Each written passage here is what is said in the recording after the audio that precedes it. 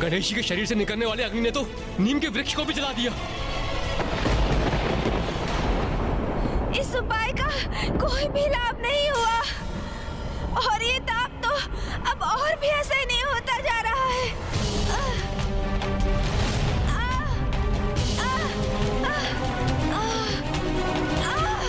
अत्यंत पीड़ा हो रही है मुझे, अब और सहन नहीं कर पा रहा हूँ मैं। भीतर का ताप बढ़ता ही जा रहा है।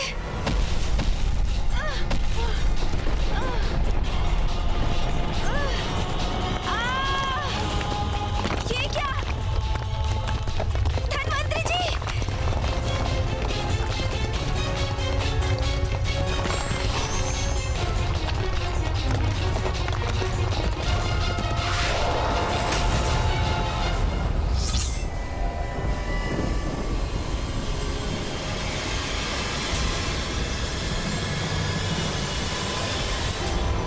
मेरे कारण धन्वंतरी जी भूमि में धंसते जा रहे थे।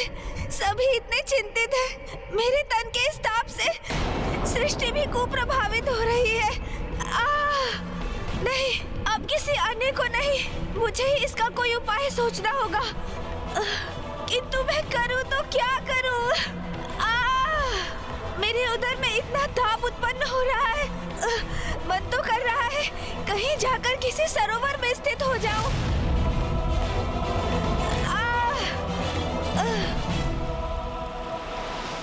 अरे हाँ, प्राप्त हो गया मुझे समाधान।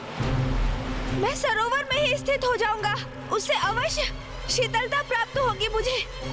गणेश! गणेश!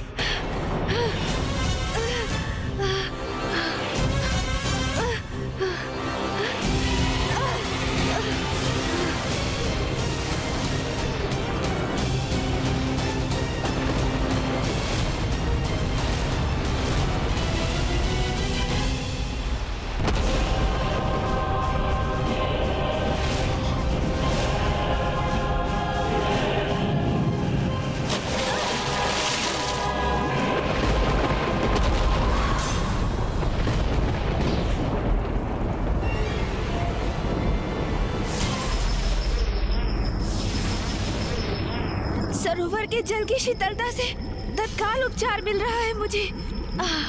अब मुझे कुछ समय यहीं रहना चाहिए, फिर मैं अवश्य पूर्ण रूप से शीतल हो जाऊंगा।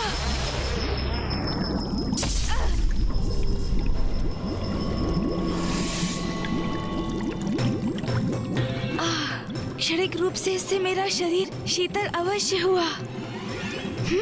ये क्या हो रहा है? मेरा ताप तो पुनः प्रभावी हो रहा है। गणेश को इस सरोवर में उतरे बहुत अधिक अवधि हो गई है। वो वहां कुशल तो होगा ना? कुशल ही होगा, कुशल क्यों नहीं होगा? मुझे पूर्ण विश्वास है वो अवश्य कुशल ही होगा।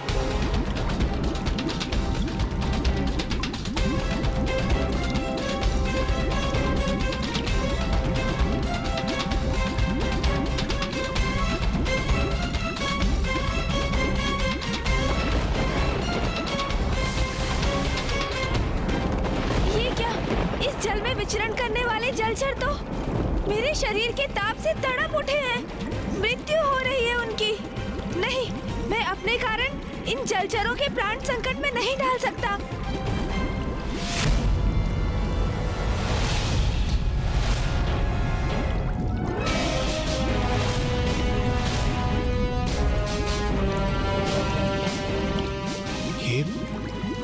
ये वाष्प क्या सरोवर के जल से उत्पन्न हो रहा? तो क्या सरोवर के जल का तापमान भी बढ़ चुका है?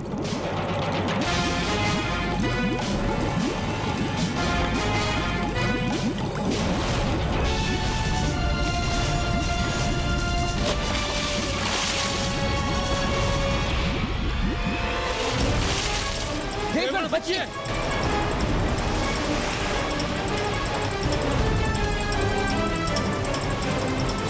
यदि ये जल का बहाव हमारे ऊपर आ गया तो हमें तो अपने साथ बहाकर ही ले जाएगा।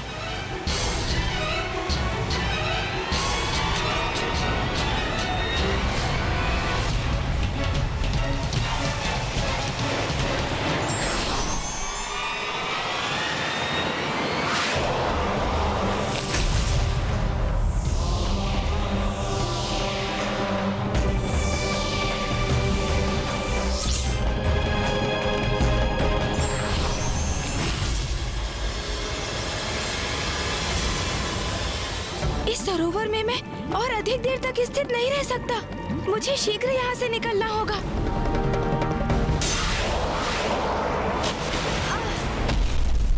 गणेश! भैया, पिताश्री, स्थिति अब नियंत्रण से बाहर जा रही है।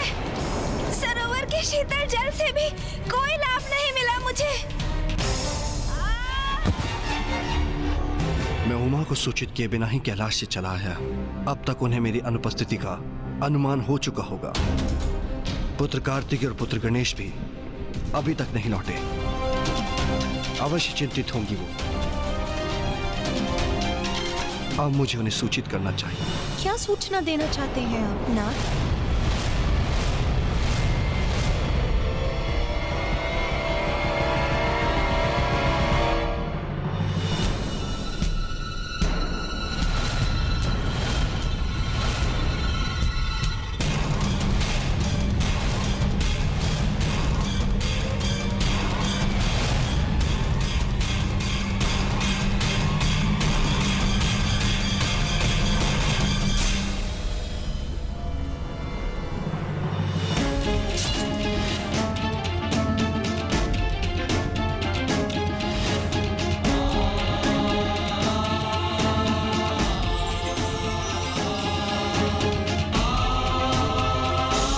अश्विनी कुमार, आप यहाँ? और गणेश? गणेश कहाँ है?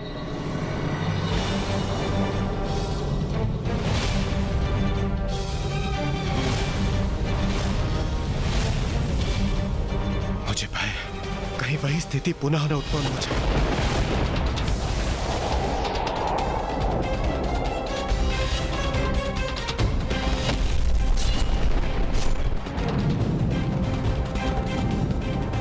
ये क्या, माता तो यहीं चली आई। यदि इन्हें ज्ञात हो गया कि गणेश जी की पीड़ा से हमने ही इन्हें अवगत नहीं कराया तो उनके क्रोध के भाजन हम मरेंगे। माँ वो स्वामी, बताइए मुझे क्या बताना चाहते थे आप? और मेरा पुत्र गणेश कहाँ है?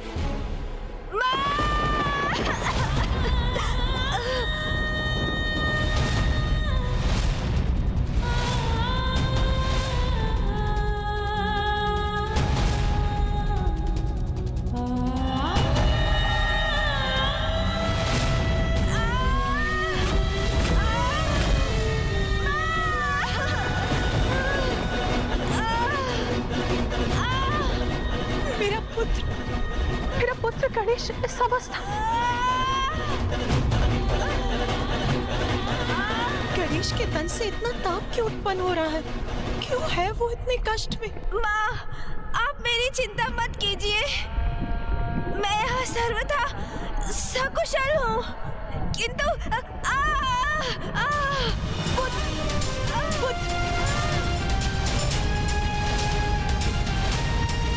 क्या हुआ है तुम? क्या कारण है तुम्हारी इस अवस्था का?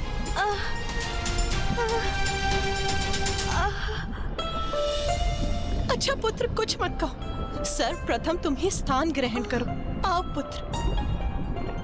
पुत्र, बैठो।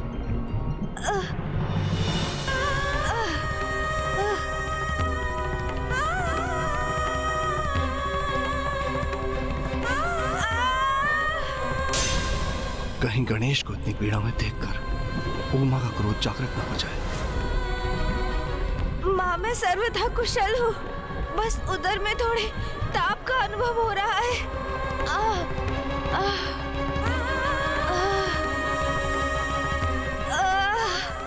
अपने ही उदर के भीतर इतना प्रबल ताप कोई कैसे सह सकता है? मेरा पुत्र यहाँ इस ऊर्जा से तप रहा है और मुझे ज्ञात भी नहीं। उमा,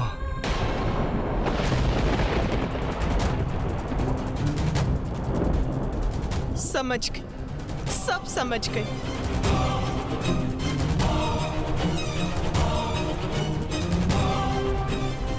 मैं समझ गई कि मेरे पुत्र ने उस अग्नि और लावा रूपी असुर अर्णलासुर को निगल लिया है, इसीलिए वो इस अवस्था में।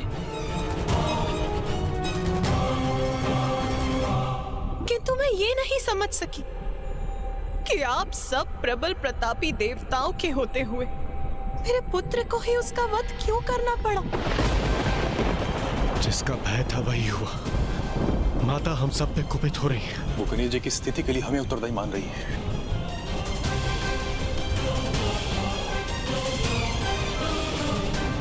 सोचने में असमर्थ कि समस्त संसार में सब असुरों को मिटाने का दायित्व मेरे पुत्र पर ही क्यों आता है? तो क्या ये स्थिर है कि जब भी संसार में कोई असुर अपना शीश उठाएगा तो उसे नष्ट करने के लिए मेरे पुत्र को ही कष्ट उठाना होगा?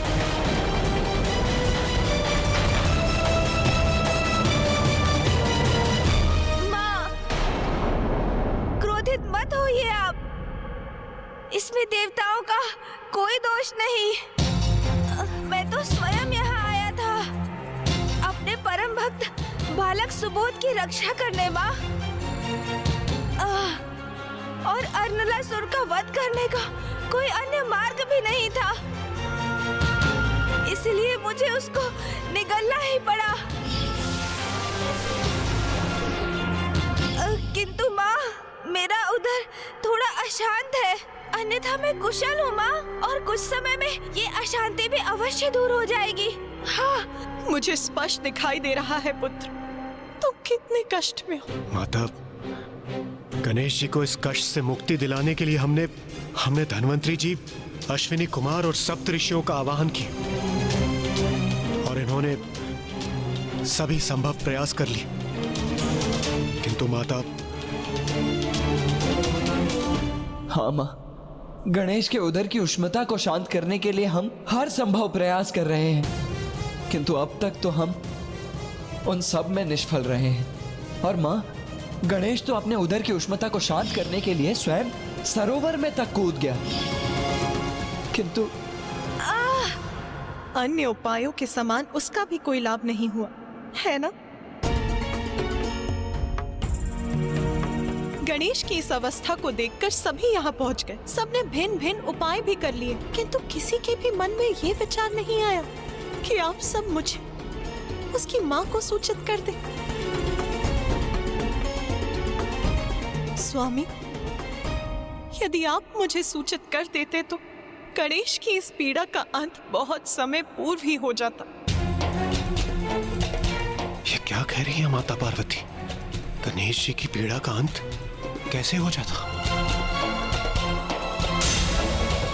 किंतु कैसे माँ? इसीलिए मुझे भली भांति ज्ञात है कि गणेश के उदर के ताप को शांत करने का क्या उपाय है। तो बताइए ना, शीघ्र बताइए ना माँ, कि क्या है वो उपाय जो अनुज गणेश को उसकी पीड़ा से मुक्ति दिला सकता है?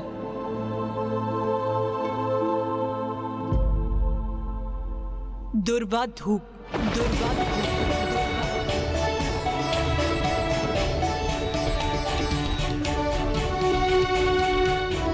आप गणेश के श्री विग्रह को दुर्वा समर्पित कीजिए। माता सर्वथा उचित ही कह रही हैं। ऋषिवर, दुर्वा धूप की 21 गांठें ले आइए। गणेश उसे ग्रहण करेगा तो उसका उदर अवश्य शांत हो जाएगा। हाँ माँ, और इस कार्य में हम सभी भी ऋषि कश्यप की सहायता करेंगे। उचित है पुत्र।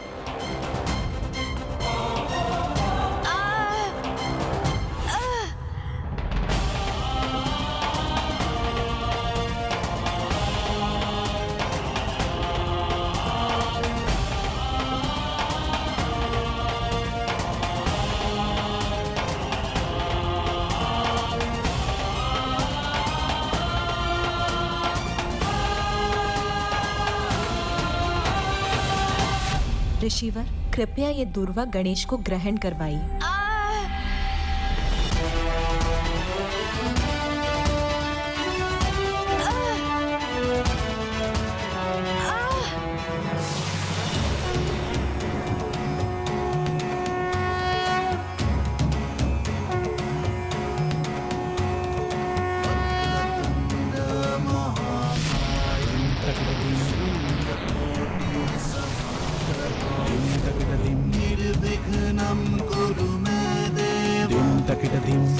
सर्वकार्येषु सर्वदा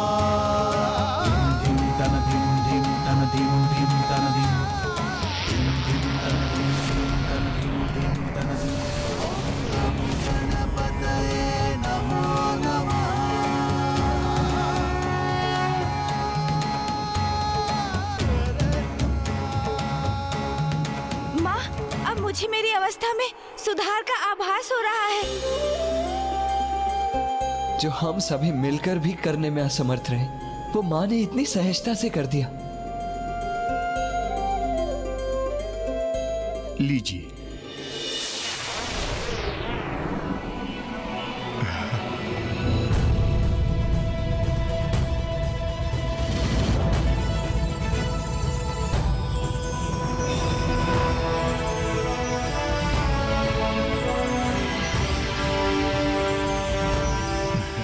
धन्य हो।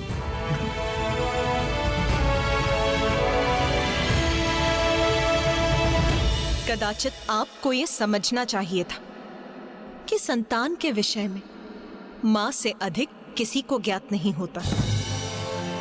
माता, इस दुर्वा ने गणेश जी की पीड़ा को कैसे शांत कर दिया, जबकि हमारे समस्त प्रयास तो विफल रहे। गणेश और दूर्वा के मध्य एक बहुत ही विशेष संबंध है।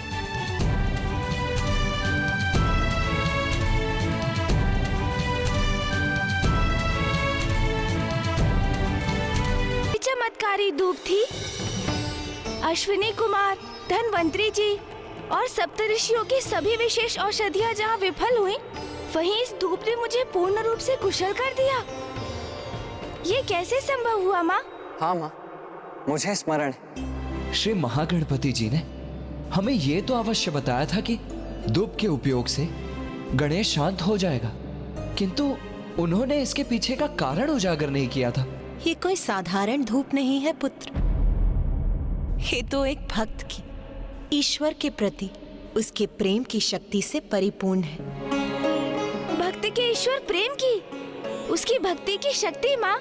हाँ पुत्र, एक कन्या थी जिसका नाम था दूर्वा। दूर्वा, दूर्वा।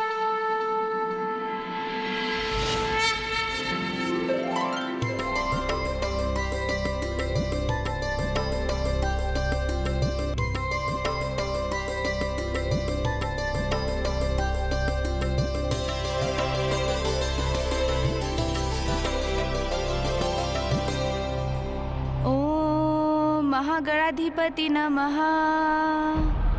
ओम महागणाधिपति नमः। ये कैसा मंत्र उच्चारण है जिसका इतना प्रबल आकर्षण है? महागणाधिपति नमः। ये उस समय की बात है जब गणेश घोर तपस्या में लीन था। तब दूर्वा नाम की वो साधारण ब्राह्मण कन्या संयोग से वहां पहुंची और उसकी दृष्टि गणेश पर पड़ गई। ओम महागणाधिपति नमः। श्री गणेश जी। तब करते गणेश को देखकर उसका मन तो स्वयं ही गणेश की अटूट भक्ति में रम गया।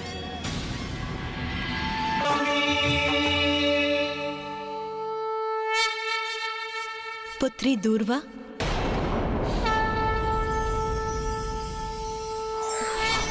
माता,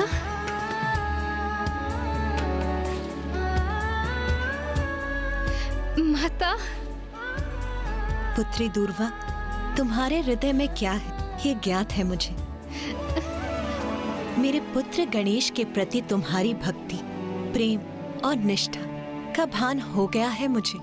माता, श्री गणेश जी के प्रति मेरा प्रेम पूर्ण रूप से पावन है। उनके प्रति मेरी निष्ठा अटूट है माता। मैं तो उन्हें अपने हृदय में उतार चुकी हूँ।